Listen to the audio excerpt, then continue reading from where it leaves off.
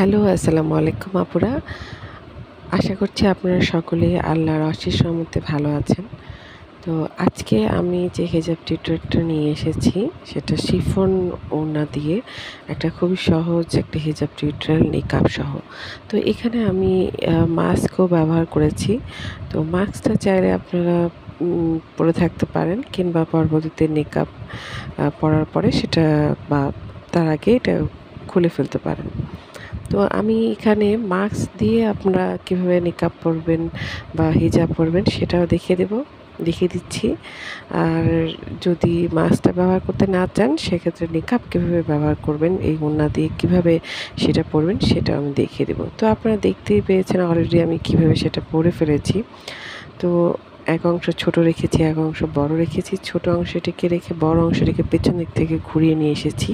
তার আগে আমি ওড়নার এখানে সামনে পিন আপ করে নিয়েছিলাম, তার পিছনের অংশ ঘুরিয়ে আমি সামনে পিন আপ করে নিয়েছি। তো এই যে এভাবে এখন সামনের ছোট অংশটিকে এখন আমি সুন্দরভাবে নিকাবের মতো করে পরে নেব।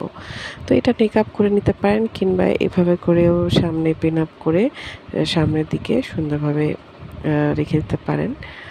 তো যেহেতু মাস্ক আছে তো সেক্ষেত্রে নেকআপ না ব্যবহার করলেও চলবে, তবে আপনারা চাইলে এভাবে নেকআপ নিতে পারেন। তো আমি সেই জন্য সেটা দেখিয়ে দিচ্ছি। তো আমরা আসলে আমাদের জর্জেট বা শিফন ওড়না দিয়ে সুন্দরভাবে হিজাব পরে ফেলতে পারি। আর যেগুলো আসলে খুব সুন্দরভাবে ফুল কাভারেজও হয়ে যায়।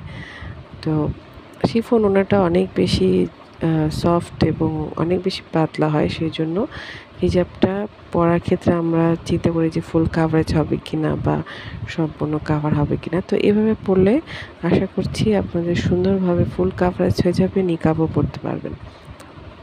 তো এই তো হয়ে গেল আমার হিজাব টিউটোরিয়াল। খুবই সহজ একটা হিজাব টিউটোরিয়াল, যেটা প্রতিদিন আমাদের স্কুল কলেজে বা বিভিন্ন কাজে অফিসে বা বিভিন্ন জায়গায় যারা যান যে আপুরা তারা যারা নিকাব ব্যবহার করেন বা হিজাব ব্যবহার করেন তারা এই হিজাব স্টাইলটা ব্যবহার করতে পারেন বা পরতে পারেন, এভাবে খুব সহজেই পরে নিতে পারেন।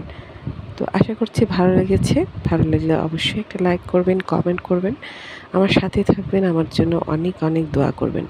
পরবর্তী কোনো ভিডিও নিয়ে হাজির হয়ে যাব। তবে আমাদের দেশের যে পরিস্থিতি এখন বর্তমানে আছে সেটার জন্য আসলে আমি খুবই শোকাহত। কিন্তু যেহেতু আমি রেগুলার ভিডিও আপলোড করি সেই জন্যই আসলে ভিডিও আপলোড করেছি। যদিও আমার কোনো ইচ্ছে ছিল না ভিডিও আপলোড করার।